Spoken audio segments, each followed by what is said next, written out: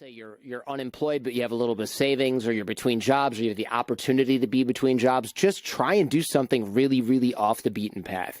Really try and go. And you don't have to go to Moscow, okay? You can go volunteer at an orphanage in Mexico. They'd be glad to have you. It'll be way better than going to some expat enclave where everybody has villas and surfs all day and works on their internet business. Trust me.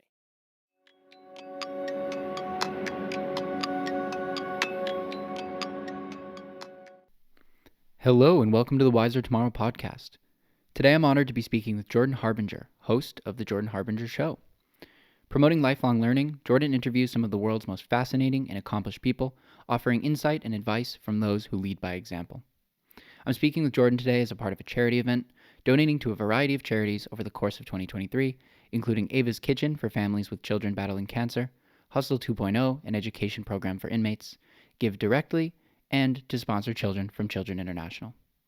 I myself have made a donation of $550 and encourage anyone listening to consider donating to one of these incredible causes, and links to donate will be included in the description of this episode.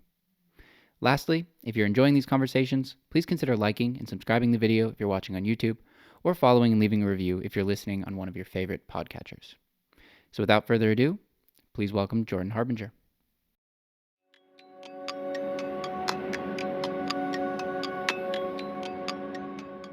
Okay, so hello and welcome to the Wiser Tomorrow podcast. Today, of course, I'm honored to be with Jordan Harbinger. So Jordan, thank you so much for coming on. It's truly a pleasure. Thanks for having me on, man. I have to ask why people are waiting for tomorrow to be wiser when we're talking today.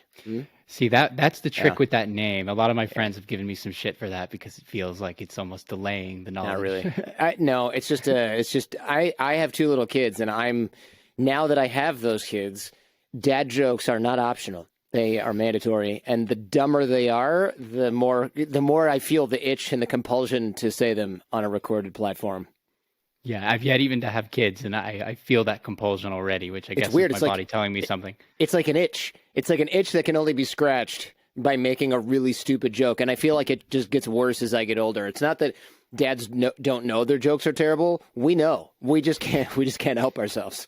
It's just something appealing after you have kids. It's like you recalibrate your humor to be for children, and then I think it just swoops right in. It just sticks because you're used to the easy laugh. Yeah, exactly. Yeah, exactly. So I should say from the outset that, preparing for this conversation has been more challenging than other guests because, typically it's speaking with someone who has a very particular interest, and it narrows the scope of the conversation. But with you, of course, the nature of your show and of your career has been speaking with a little bit of everybody, and you've been doing it long enough that everything's been covered. So I've done my best to try to not... That's a very polite way of saying that I don't have a book, but I have a bunch of podcasts that are about random subjects. It's better this way. It's better this way than to have to go through the book. It's much more enjoyable to go through episodes. Yeah, I prefer that too. Just podcaster to podcaster, I greatly prefer being able to do that same thing. Yeah, exactly. So I do want to sort of start at what I consider the beginning of your career, which seems to be your experience traveling in your early 20s. It seems like all of those experiences sort of laid the bedrock for everything you did in the future. So yeah, I should let you ask the question. No worries. Continue. No worries. No, but essentially I was going to follow up with that is that, I've had many similar experiences. I spent a lot of time both with university and then after university traveling, especially in the first half of my 20s. And for me, it was absolutely foundational. I mean, it's paved the way for everything I've done since then. So as just a general starting point, how do you think that's shaped everything in your career? Yeah, man, I got to tell you, it can't be overstated how much that has shaped me. Similar to what you said, I was an exchange student when I was in high school, and I went to Germany, and I ended up in the former East Germany, which at first I was super pissed off because I was like, oh, man, there goes my glamorous European lifestyle that I thought I was going to have, And then it was like, wait a minute, I think there were like 60 exchange students in Germany with this organization that year, and 52 of them were in West Germany, 8 of us were in East Germany, and only 2 or 3 of us were there for the whole year. Everyone else was there for like 1 month or a 2-3 month exchange. We were like the hardcore, okay, we're going to stick these guys there for the whole year. And like everyone had changed families and people had all this rough experience. And I stayed with my family the whole year. And it was really, really foundational and interesting. I mean, it showed me where do I even begin? It showed me the benefit of networking. It showed me the benefit of being able to finagle something by, I don't even want to say schmoozing because it's not really that, but it kind of is. And or finding out what somebody really wants when you can't buy something and trying to make a trade. I guess that's what finagling is or schmoozing is, right? So a lot of that, I looked at a society that had been just crazy dysfunctional, super oppressive, had reconnected with another society that was democratic and very westernized. And then all my travels with my friends, it wasn't like my friends in West Germany, the other exchange students, they're like, oh, yeah, we took the train and we went to Belgium and we stayed for the weekend. And I was like, I went to Poland by hitchhiking. And they're like, what? And I'm like, yeah, that's what my friends did. We went or we'd go to like the Hungarian border and there'd be tons of police there. And Hungary was this is the 90s, man. They would be checking the train on the way back for people hiding under the seats, people hiding in the ceiling of the train, because there was no Schengen visa.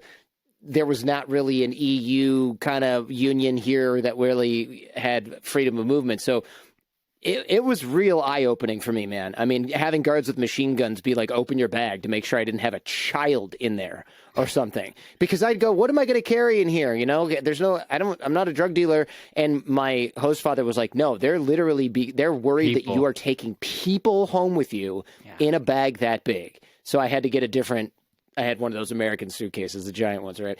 And they would be looking under the seats and in the drop ceiling of the train. It was just crazy. And I saw a lot of stuff like that because I was essentially traveling around the Eastern Bloc, and nobody my age that I knew had ever done that from the United States or Canada. Then that got me the travel bug big time. And I was now like, I don't want to go see just France. No offense to France, right? But I'm not that interested in that. I wanted to, the next trip I took, the next travel that I did, I got a job. I went to Israel, and then I went through Egypt, and then I took a job in Panama at the United States Embassy and traveled all around there. And then I ended up getting a thing in Ukraine, and this is 2002. Getting a thing in Ukraine and getting like robbed by the cops all the time and shipped down by airport customs officers and just crazy stuff, hitchhiking all over Ukraine. Just really, really fun stuff like that. And I would never, ever, ever, ever have had the guts to do that if I hadn't sort of started off with that. And then when I got back to the United States to do college, I realized a lot of my friends were kind of just dumb kids, because when you travel that much, you grow mentally, emotionally, whatever it is that the way that you grow 3 years for every year that you travel, at least. Maybe sometimes 4 or 5 years, depending on where you're going and what you're doing. So I'd come back and my friends were like, yeah, bro, let's go get drunk and do keg stands, and then we'll like go vandalize some mailboxes. And I'm thinking, this is the dumbest thing I've ever heard in my life, but you're the same age as me. What is happening? And these were like my best friends in high school or college. And I'm thinking, how did I end up with this? So what it caused me to do was then look elsewhere for not entertainment, but for like-minded people. And what that then had me doing was meeting international friends at school, meeting really, really smart people who later went to work for like the CIA or our professors at Rutgers now of Russian studies. And every system that I came across in American bureaucracy, for example, I was like, there's a way around this. So whether it was like studying for the bar exam or trying to get a job or trying to get into law school or whatever it was, I always would find kind of a little, I don't want to say loophole because it's not really what it is, but it kind of was, like case in point, for the bar exam, which is the exam that lawyers have to take, they won't let you just get the lectures online or download them. At least they wouldn't back then. You had to go to a course that would teach you. They would just lecture at you. And if you wanted to take the New York bar, because you were going to work in New York, you had to take it in New York. So people had to like move to New York for the summer at great expense to do this. Finally, we lobbied, and we ended up getting the privilege of sitting in a classroom and watching videotaped lectures that were given in New York the day before, the week before, and taking notes on those lectures for the entire summer. Now, the only way around this was if you wanted to take the bar exam, but you didn't live in the United States. Well, I'm an American. I live in the United States. And I said, what if I'm going to be abroad? And they said, well, we'll send it to you on an iPod, but here's the thing. You need to have an address abroad. We need to see your travel documents. We need to see that your plane ticket leaves before the class and comes back after the class. And it's literally impossible for you to take the class. And you have to be far enough away where we can't just tell you have to come to the United States. And I said, well, what sort of range is that? And they're like, I don't know, X thousand miles. So I booked travel to an island in the Caribbean or whatever it was, Southern Caribbean. And I said, I need that iPod. And they're like, damn you. I mean, they really didn't want to give me these files. And I just sat on the beach and walked around and listened to these bar prep lectures on my own time, at my own pace, didn't go to the classroom for 4 hours a day to take notes. And everybody who did said it was like one of the worst summers of their life, you know? And then I went and I flew and took the bar exam on my laptop, which also wasn't supposed to be allowed, but there's another thing I don't want to talk about here that allowed me to do that. And then I passed. And everyone was like, I'm so annoyed that you didn't fail because you had like the easiest route. And I said, whenever there's a bureaucratic bullshit thing, there's almost always a way around it. You just really have to know what you are doing. So little did I know I was actually lawyering in a way, right? I was looking at, read all the fine print, call, ask what the exception is. Well, what if I'm blind? Then what do I do? Well, then we give you audio lectures. Well, how do I prove that I'm blind? It's none of your frickin' business. Well, you have to have a doctor's note. Okay, but does that doctor have to be, there's all kinds of little things like that I was starting to do. And you have to stay ethical doing it, but also you realize that there's a lot of times that there are rules that are just complete bullshit that are made for you because it's easier for the rule maker, not because it's the best way to do it, not because it's good for you, nothing like that. It's because the rule maker wants it. And that, in a way, is like entrepreneurship in a nutshell, right? So when I went to start my business and people were like, you're an idiot, you have a law degree, I was thinking, I don't know, who's the idiot? The guy who's going to go work for somebody else and get paid clearly less than the value they bring, otherwise it wouldn't be profitable to employ you in the first place. Or somebody like me who I think I have an edge. I want to explore that edge. No one else is exploring that edge. I have time and money and no responsibility right now to do it. Why wouldn't I do that? And here we are, right? 15, 16 years later, I guess, after law school. And all my friends who are still lawyers, they're still lawyers. They're doing fine. But a lot of them own restaurants now. They didn't stay there. They had a miserable first few years. They paid I really set up my life the way that I wanted to. And it's because I started traveling and realizing I don't have to do you don't have to follow the path. The path is there for everyone. And it's made usually for the lowest common denominator of kid. If you're talking about schooling, for example, right? They're teaching you the stuff that they know that most kids are probably going to get. Well, screw that. If you're not in that average, it's miserable. So don't do that to yourself. And I learned that early enough to make it change the trajectory of my life. Yeah, as you said, none of that can be understated, and I think that's a pretty representative story for people who have had the type of experiences that you've had. And what a gift to be in that group of 8 people in East Germany. And because what drives me crazy, and it's even worse nowadays, I would argue, is the people who take their semester abroad and go to Barcelona and just get shit-faced for the whole semester. I mean, that's great. I have no doubt that it's a great time. But when you have the opportunity to put yourself in a situation where you will age 3-4 years every year you spend out there, why go to Barcelona? Go when you have the funds to do so recreationally. I agree. Look, no shade on somebody who does their university study abroad program and ends up going, oh, crap, it's hard to make friends, and I'm just going to go to the pub with my American friends. I understand that temptation. When I was in countries like Ukraine, I was so fucking lonely, dude, and I would have gladly gone out with people that I couldn't stand if they spoke English, just because I would have finally had some companionship. And I did hang out with people where I was like, this guy's a criminal, but he's like the only guy that I know here. I literally hung out with these guys that were skimming credit cards and hacking because I was like, they speak English and they let me sit there when they're drinking, and that's fine because otherwise I'm going to go home and watch TV in frickin' Russian. Like, save me. So I get it, but I do agree. I think it's a complete waste of time. I saw an Onion article probably like 5 years ago now, and it was something like American exchange student spends entire semester in Aix-en-Provence or whatever it is, drinking with other Americans. That was the headline, and it was so true. Whenever I go to more cosmopolitan, Western, civilized, big cities like London, for example, back when I used to still go to bars and clubs before I was old, basically, I'd go there and you'd meet some girls or some guys and they'd be sitting there and they'd be American and they're studying abroad, but they still have their cell phone plan for the United States and they're still on social media. So it's like they never left. Basically, the biggest change in their life is people drive on the other side of the road. The food is a little bit different. People talk with accents and the time change. That's the biggest thing. They aren't staying with a family. They aren't immersed in the language and culture. They aren't not hearing their home, their mother tongue for 6 months at a time, 8 months, a year at a time. That's not what's happening. They're going to another place. They're taking classes in English. After class, they go drinking with other people who speak English. They have some cultural opportunities that they could probably have gotten more or less on YouTube, and they do some sightseeing, and then they come home. That's really all it is. And universities see this as a profit center, so it's like, screw it, whatever. That was not what I was doing abroad. I mean, I was really trying to be kind of as edgy as I could with my travel, hence going to Ukraine in 2002, working at an embassy, and I recommend people do that because it's kind of like if you're going to go outside of your comfort zone, man, just go all in. Go, go, go. I don't mean quit your job to start a business you know nothing about. That's not what I'm talking about. What I'm talking about is if you have the chance to study abroad and everyone's going to France or Australia, go to Somaliland or whatever, go to Sierra Leone. It's going to be a lot harder. You're going to be jealous when you see the Instagram posts of all your friends hanging out together. You're going to come back having learned so much more than them. They really are going to have a fun time. You're going to have a life-changing experience. It's just that it's hard to do that.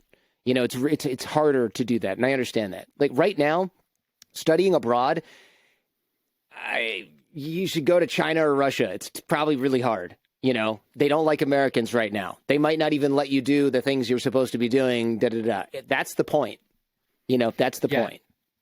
No, I couldn't agree more. And part of the problem also, I guess, is just how things have changed and how a lot of these countries have just simply developed and the nature of travel is so fundamentally different. Mm-hmm. I did most of my traveling, the bulk of it, let's say, between 2014 and 2020.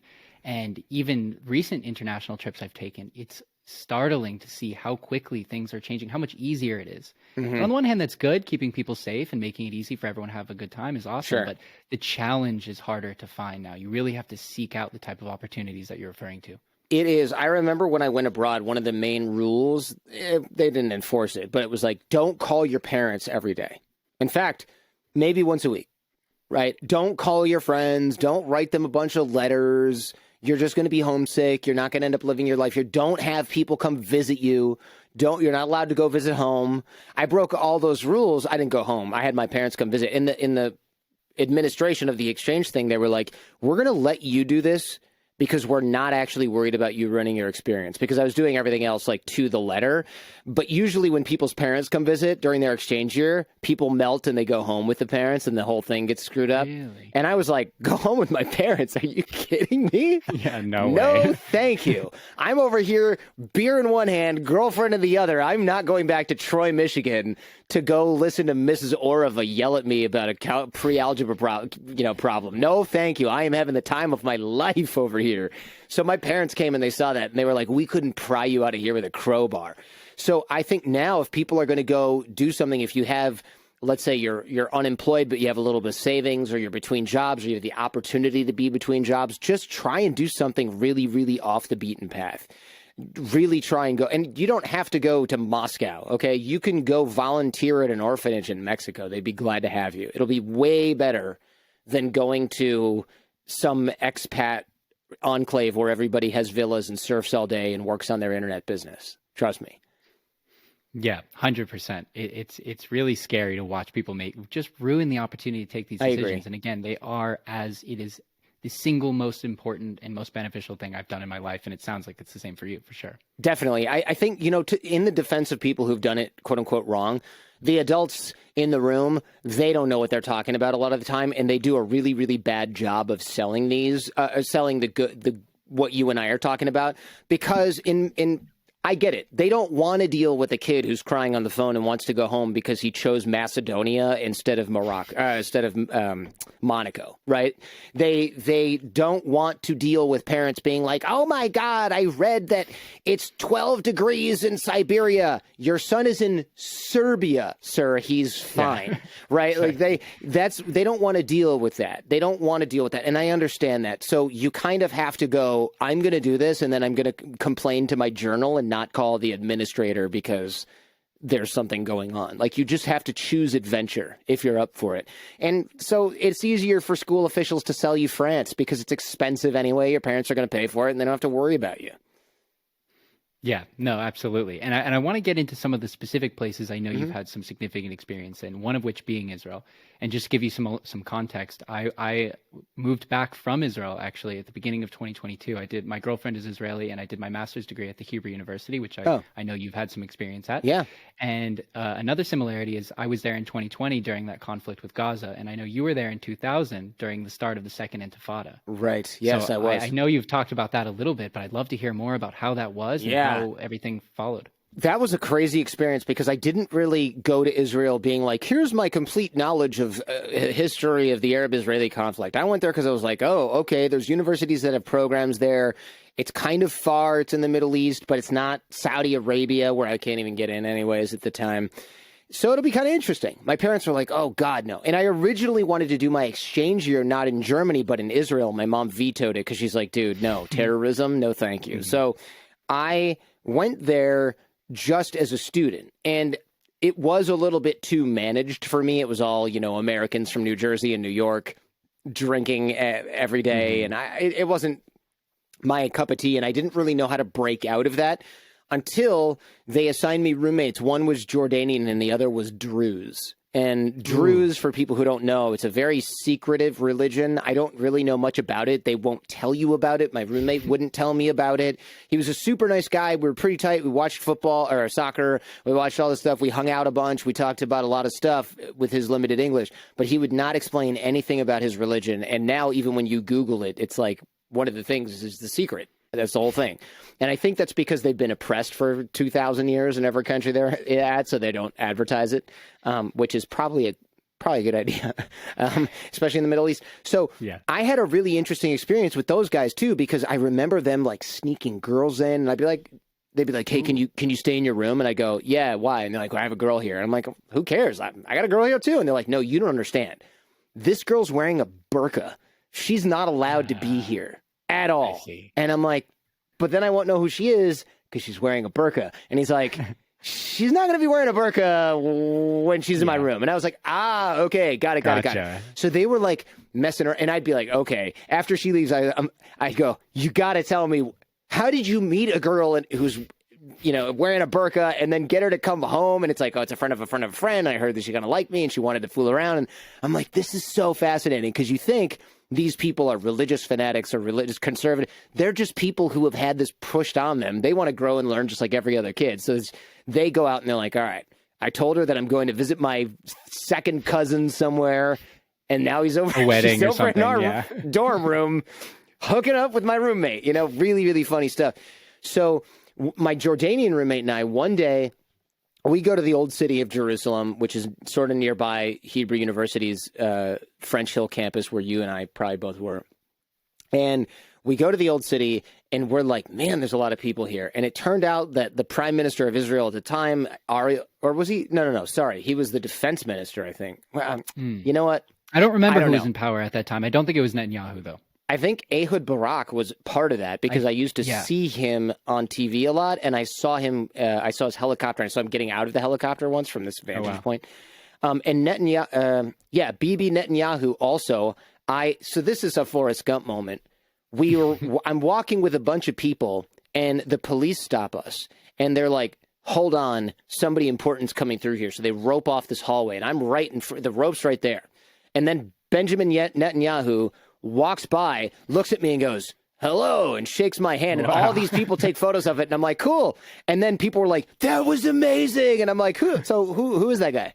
And they're like, are you kidding? You don't even know? It's like if George Bush walks by, or, depending on your political stance, Barack Obama walks by, shakes your hand, and you're like, so is that like a basketball player or something? I don't understand. Who is that big deal guy? And people are like, that was wasted on you. You wasted that handshake, So I've met a few world leaders in my life, and at the time I had no idea who they were, neither of them really. The other one was Yasser Arafat, also in Israel. On Easter, I walked into a church that was ass to elbow, and I saw him, and he shook my hand, and he gave me like a kiss on each cheek, and I was like, so who's the Arab guy who just kissed me? And people are like, dude, it's Yasser Arafat. You don't know who Yasser Arafat is? Was that in Nazareth? That must have been because I don't remember what it was going on, but it was Easter and he was at a church. And I was like, well, I'm going to go where this massive crowd is, which, by the way, in a country with a lot of, let's say, unrest or terrorism, not usually a good idea.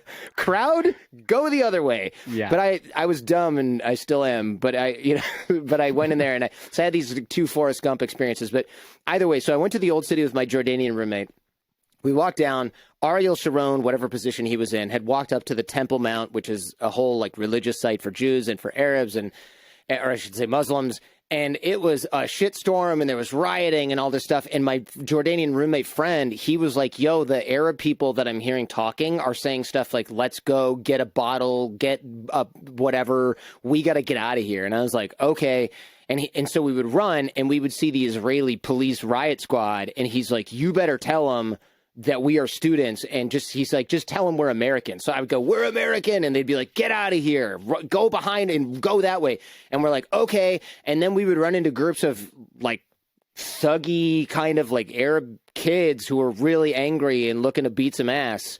And I would be like, and you're on. And his name was Ahmed. And he's like, he'd be like, I can't remember how you say this, but it's like, we're Arabs, something Arabic, right? And they'd be like, okay, fine. And we would just haul ass. So it was like Israeli checkpoint, Israeli guys. I'd be like, we're Americans, let us go. They'd let us go. And if it was anybody else, he'd be like, we're Arabs. And they'd be like, fine, get out of here. So we barely got out of there. And I remember him and I getting into a cab outside the old city and just hugging and being like, holy shit, we almost just died like 10 times. Yeah, because it was bottles, glass breaking, screaming. Yeah, you could hear tear gas explosions. You could hear the boom, and you're in the old city and the walls. I mean, it's a walled city that's ancient. So for people who don't know, if you look at pictures of the old city, I mean, you can stick your arms out side by side, and on some of these streets, you can touch both walls. I mean, this is a Casbah type of situation, and you are ancient place. So the explosions, crowds. You can't just run in the other direction. Like sometimes you're in an alleyway that you're stuck, and there's riots and tear. So that was a really, really kind of an insane moment for us. And that day or the day after, we would sit up on the hill. There was like a kind of a viewpoint, and you'd see helicopters going over the hill, and they would be shooting tear gas canisters or whatever it is down at the crowds. And we got emails like, classes are canceled. Don't leave your dorm room for the rest of the day. It was wild. People like, don't go down to the old city. And eventually it was canceled so much that the universities in America were saying, we're canceling our programs and we're recalling all the students. So if you were a student at, let's say, Michigan State University and you were studying at Hebrew U, they would say, you got to come home. Like, you should come home. Basically our insurance doesn't cover you getting kidnapped by somebody or beat up or shot. So I went to Egypt with a bunch of people because we're like, well, crap, we're just going to wait this out. But I'm not going to sit there. I'm not going to sit in my damn dorm room with a closed cafeteria and wait this out. So we went to Egypt for like a month and just backpacked and took sailboats around Egypt, which is also somewhat shady, but a hell of a lot of fun. Yeah. And then did you end up after that time making it back to Israel to the point where you could stay a bit longer, or was that not the end really? Of that? No, it was canceled. And then my dad at the time was like, what are you doing? I'm like, don't worry, I'm in Egypt. It's totally cool. And he's like, I don't think that's also a very safe place. And he was right. I mean, we had some major close calls in Egypt with sketchy sailboat captains threatening to leave us in the middle of nowhere unless we paid them. And I had cops aim guns at me, rifles. I had all kinds of sort of street crime experiences. Just Egypt is awesome. I would totally go back there. But man, if you are irresponsible like I was at age 20, you can find yourself in a lot of trouble. And I went back to Israel to get my laptop and my clothes, and I was like, boom, done. It was like straight to Ben Gurion Airport, and I flew back to the United States, where I stayed for like 3 days, and then I moved to Mexico because my dad, of course, was like, you better go back to college and take classes. And I'm like, hey, you can't sign up for courses in October. I'm a little bit late, buddy. So I just stayed the rest of the year in Guadalajara, Mexico, because there was a Spanish school that was like, we'll take you if your check clears, and we'll find you a host family. So I ended up living in Mexico after that. My choice was stay at home in the winter in Michigan and shovel snow and work at a movie theater for $5.25 an hour, or go to sunny Mexico and learn some Spanish. And that's what yeah, exactly. That's what happened. Yeah. Oh, it's quickly to double back to the Druze thing.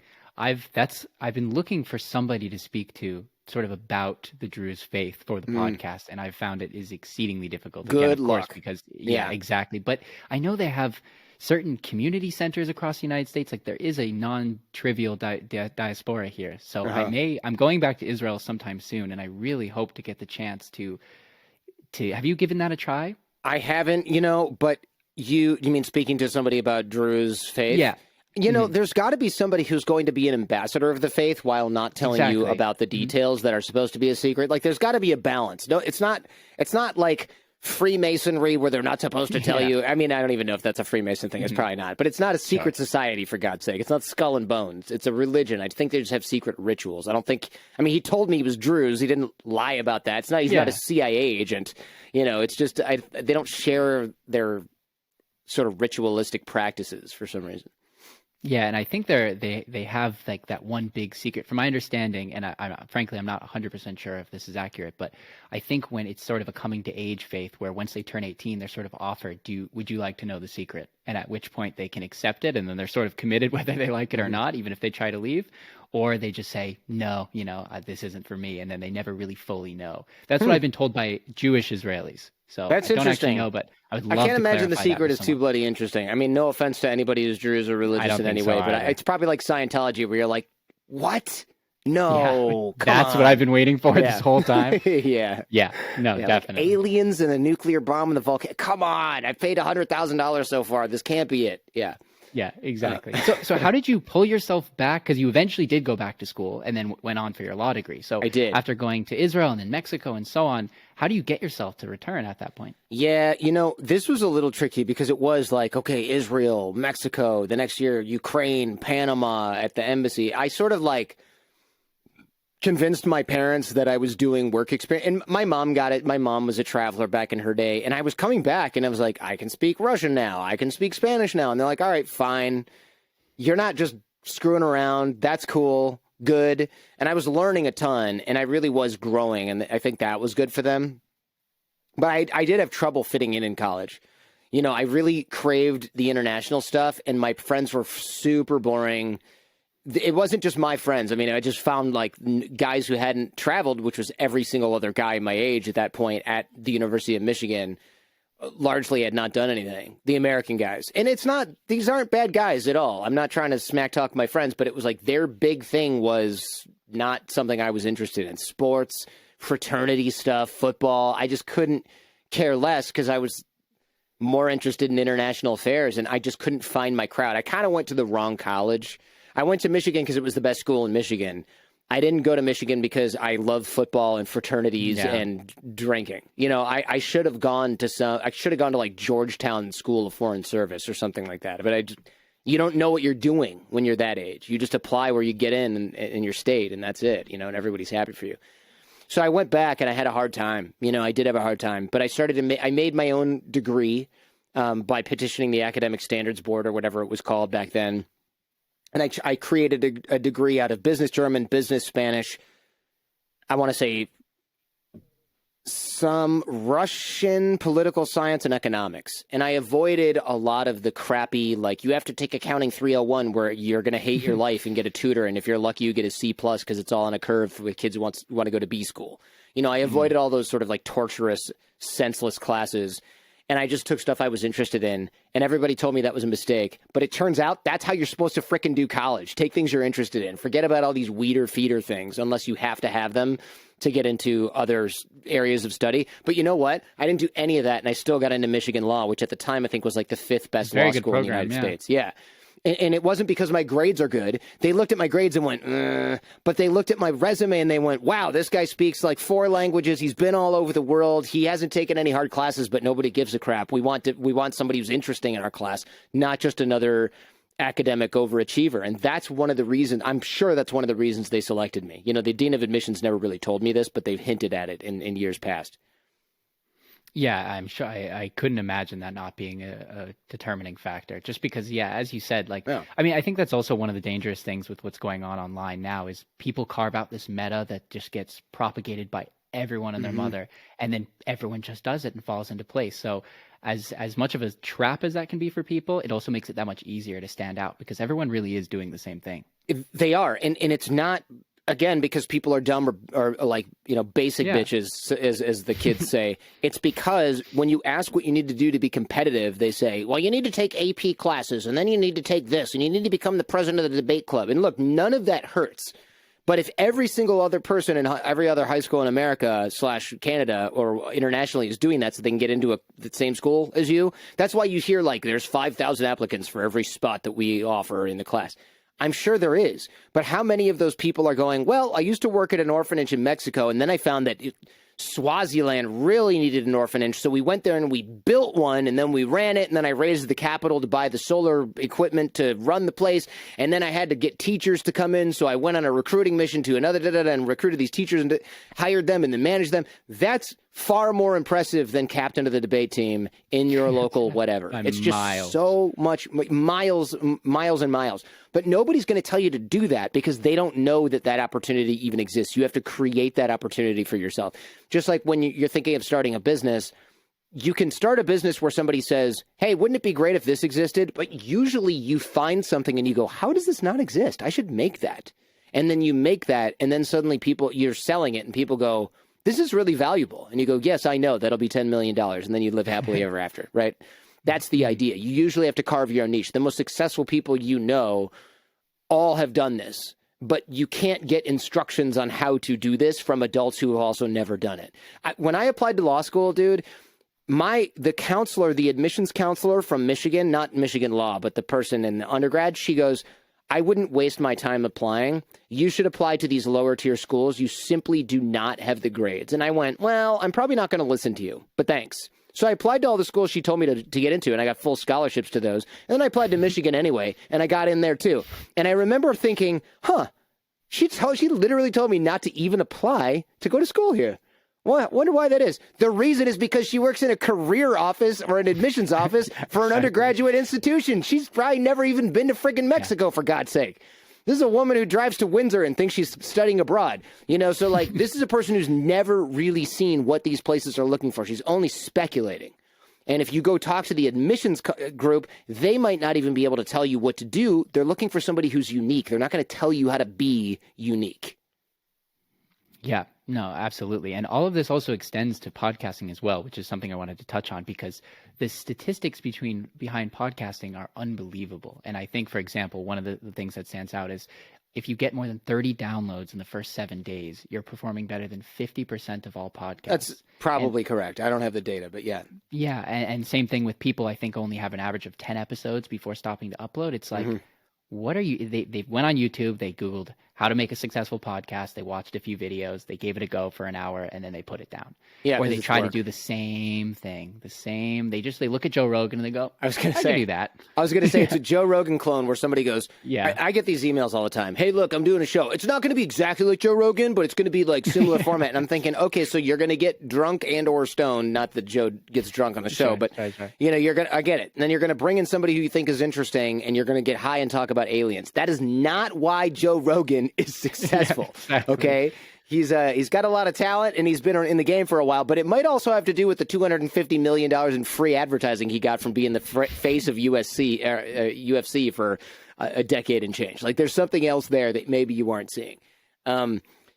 It's hard to be unique. It's very difficult, and that's why nobody can tell you how to do it, but really that's your edge. The market, a friend of mine, Ramit Sethi, talks about finances in business.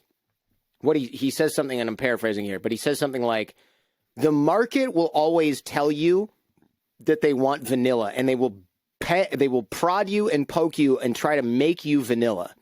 And the second you become vanilla, they will drop you like a hot stone because you're the same as everybody else. So when I get emails like, I don't like that this guy also talks a lot on his own show, he should just ask questions and be quiet. It's like, well, wait a minute. Why?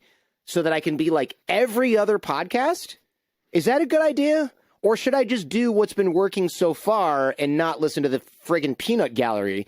And I think we all know the answer to this, right? I mean, there's a difference between rejecting all feedback, good or bad, And there's another sort of idea of staying, which is a bad idea. And there's the idea of staying true to whatever you call it, like your North Star or your brand, whatever you want to call it.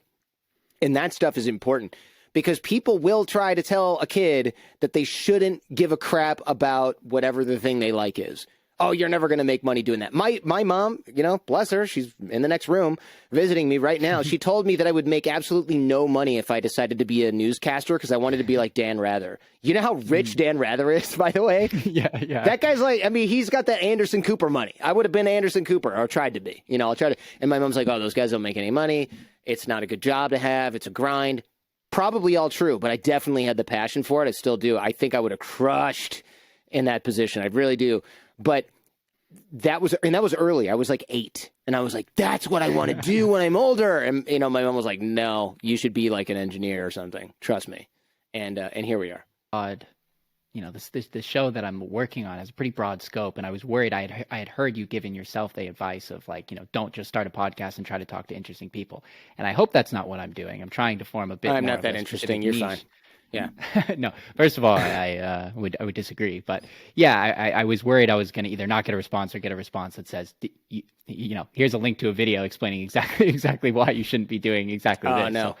So, I'm not thoughtful enough to make a rejection video for you. No, I look, if you want to make a show that talks to interesting people, go ahead.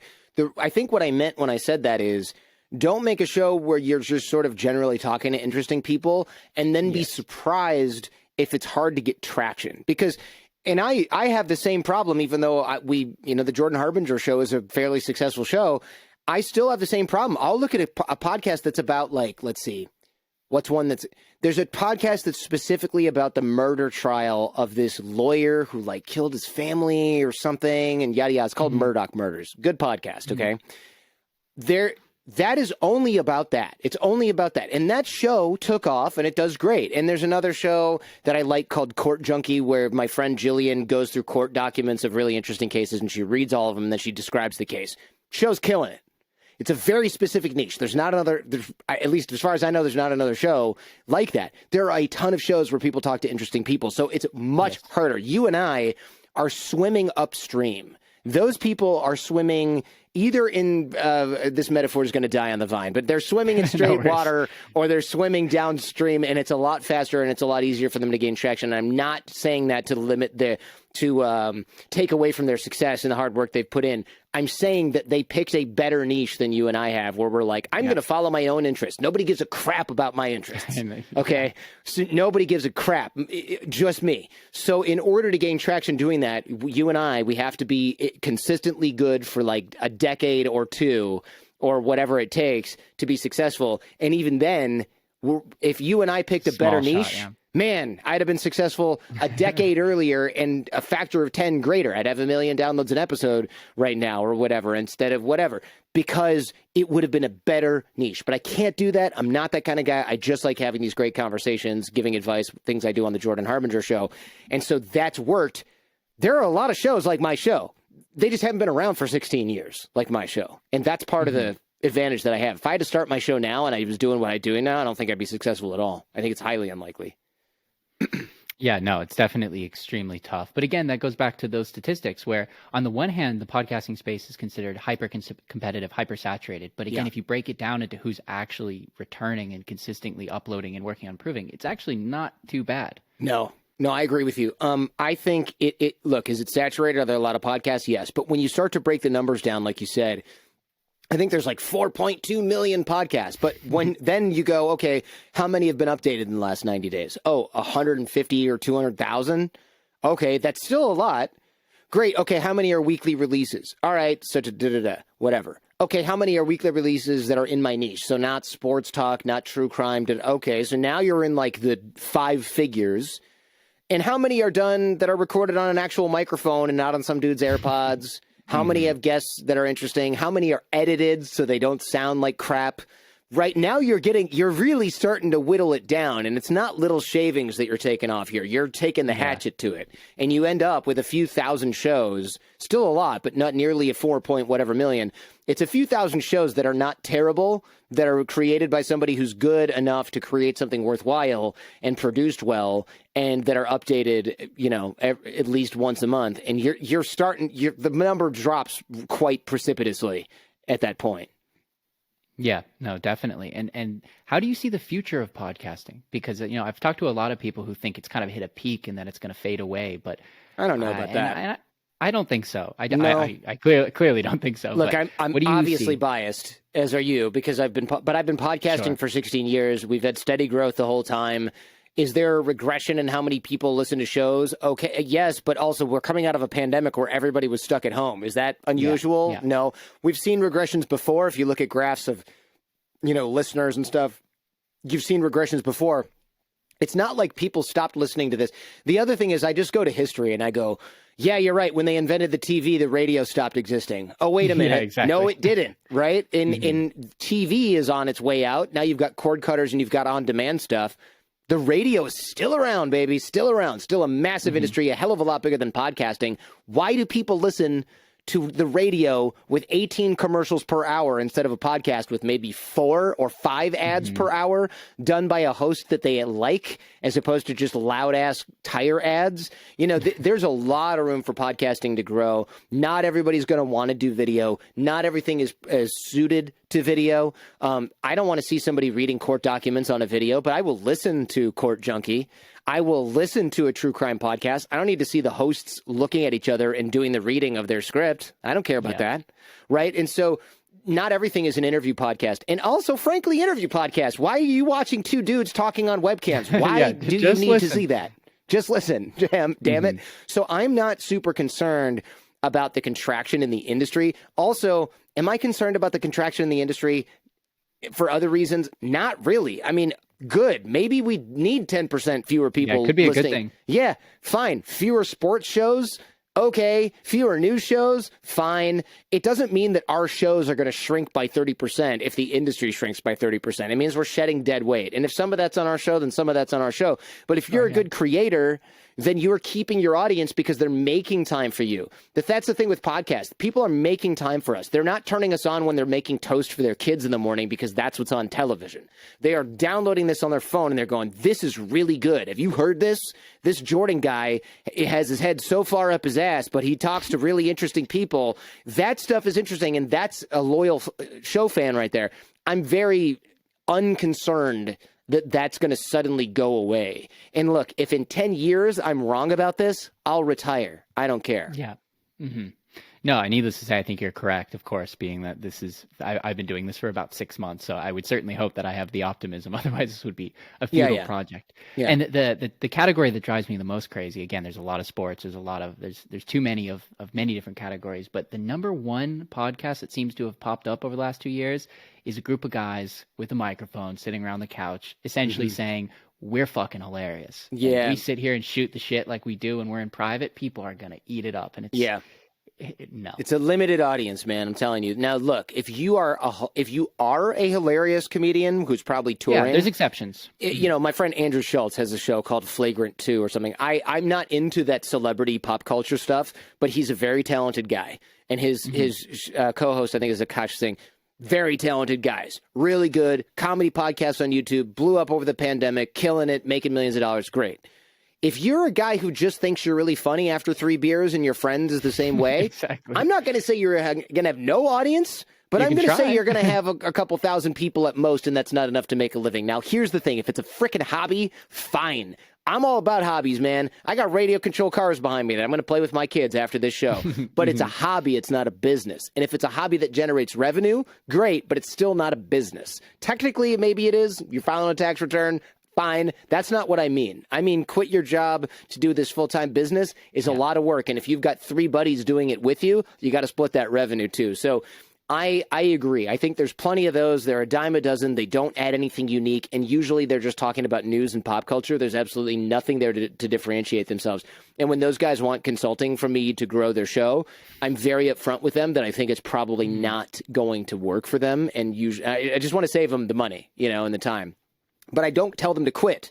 I just tell them to not make it their job. I think a great way to ruin a fun hobby is to make it your job. I usually don't recommend people do that. It's a great way to turn something that you love that's an outlet for you into a source of stress and worry, and I think that's a shame. Yeah, and I think even if you are capable of reaching some, serious success, you should still expect several years, which means quitting the job is completely out of the question. So I agree. Regardless of the potential, I would agree. And in terms of your own show and how it's developed, I assume at this point, you obviously have reached a very, very successful podcast, and you've had several successful podcasts over the years.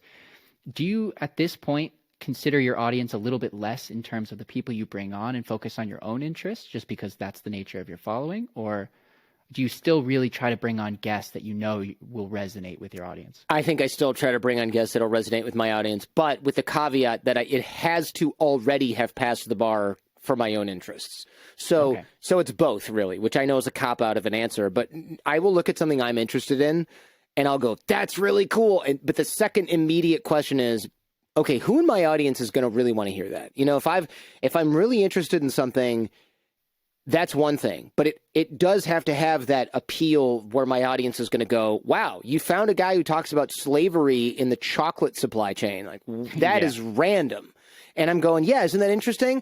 But if it's I'm trying to think of something that I'm interested in that other people are definitely not going to be interested in. And I can't really think of anything off the top of my head. I know what you're getting at, though. Yeah, I've got enough sense to know that if somebody wants to talk about radio-controlled cars, not that I'd ever be able to talk about them for an hour, that's not going to make for an interesting podcast, and I'm not going to do that. I think a lot of the health and wellness stuff that I might be like, oh, that's kind of cool, let's talk about that. Nah, I don't want to do a podcast about it because I don't have enough expertise also. The third sort of pillar of this is I have to have enough expertise, and I use that word in air quotes. I have to have enough familiarity with a topic to call BS if somebody is just making some shit up. So if I do something about chocolate or slavery in the chocolate supply chain, which is something I did recently, that's fine. I read the book. I did a bunch of research. I know a bunch about it from that author and from other people. Fine. But if I'm doing a show about health and wellness and somebody says, yeah, we have these anti-aging, I'm just taking their word for it. And a lot of times they're just lying or they're stretching the science. And so I don't want to platform those people. And so I kind of stay away from doing those kinds of things. Same with financial stuff. I don't have crypto dudes on the show. It's a thing where I could talk about Bitcoin, but I don't want people to go and buy a bunch of Bitcoin because I said so, and then they end up with a problem because they spent more they can afford to lose.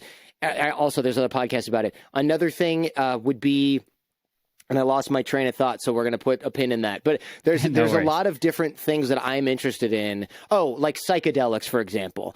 I think that research is fascinating. I don't have those guys on the show because I don't want to encourage people to do drugs without a doctor. And I have tried psychedelic stuff in the past, but I did it with a medical doctor, and it's a privilege to know a doctor who's very into that stuff and will work with me because he trusts me, and we've been friends for a decade, okay? That's important. What I can't do is go, man, this is so life-changing. Hey, but don't do it, 17-year-old kid who really trusts me and has listened to me for a decade. Don't do it. It could be bad for you. They're not going to listen to me. They're just going to go buy shrooms off their neighbor and have a psychotic break, and that's on me. So I try to stay away from that kind of stuff because I'm aware that there are consequences for me promoting things. And I'm just very... So I'm always keeping the audience in mind. You know, I have to act like the big brother or responsible uncle of the people that I'm talking to, and they can't talk directly back to me. I mean, they can DM me, people can email me, but they can't go, so real talk, should I do this? They're not going to do that. So I have to be very aware of the influence that I'm having on people, you know, and I try to do that. I think it's a shame. I don't want to go too far down this rabbit hole, but I think it's a shame when you hear NBA athletes be like, I didn't have to be anybody's role model. Yeah, you fucking did.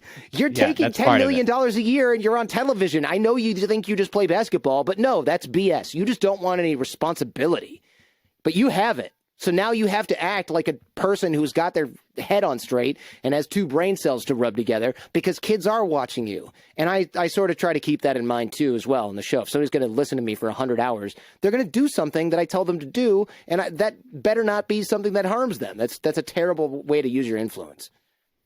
Yeah, and sadly, I think you're in the minority with that perspective. Obviously, I wish more people would kind of take that perspective on, but the vast majority of people, whether it's an Instagram influencer, an NBA athlete, like you said, they kind of put themselves in their little box and say, I have no responsibilities. I'm here to do this, X thing. But as you said, yeah, like if you have a platform, you are inherently a role model and you have influence, and you should take that perspective. Absolutely. I 100% agree, man. Yeah, money clouds judgment.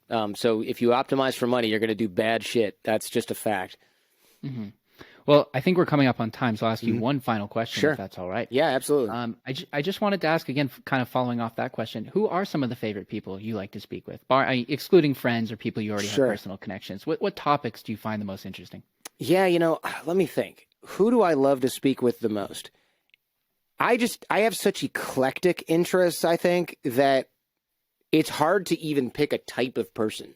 If I have a professor who's really interesting, I'd love to pick their brain. I mean, that's the whole beauty of podcasting, right? Is I can call an author and go, hi, I read your book and I have all these questions. And they go, great, when can we talk about it for 90 minutes with no interruptions for no money, from me? And I go, yeah, this is great. If you try writing your favorite author and getting them to talk to you for 90 minutes, I don't even think it's possible. And if it is, it's probably 20 grand or more. It's probably more. So it's really cool to be able to sit down with Mark Manson, author of Subtle Art of Not Giving a Fuck, and talk for 90 minutes. I've known him for 15 years, so it's a little different, or 10 years. Talk to the founder of Netflix. Talk to Apollo Ono, who was on my show recently, Winter Games speed skating gold medal. I think he's the most decorated Winter Olympian in American history. Talk to somebody who explores Egyptian pyramids in ancient Egypt. Talk to somebody who was imprisoned in Iran and is now teaching in Canada. Talk to a psychopath expert. Talk to a China expert. It's really hard for me to pick a specific genre. I'm into geopolitics, especially, the war, what's going on in Ukraine, what's going on in Iran. I like sort of watching history unfold as it does, but I also really like science. I love hearing about, I'm looking at my production calendar here. I love hearing about the science of quitting, or, slavery and human slavery in the chocolate supply chain, or the issues with Chinese influence in tech and them spying on the rest of the world, learning about narcissism and personality disorders. I mean, there's just an endless amount of subjects that I'm interested in. That's why I can't do a podcast on one subject, because from week to week, I'm just really into whatever book is open on my desk. And so this is the perfect job for me, I think.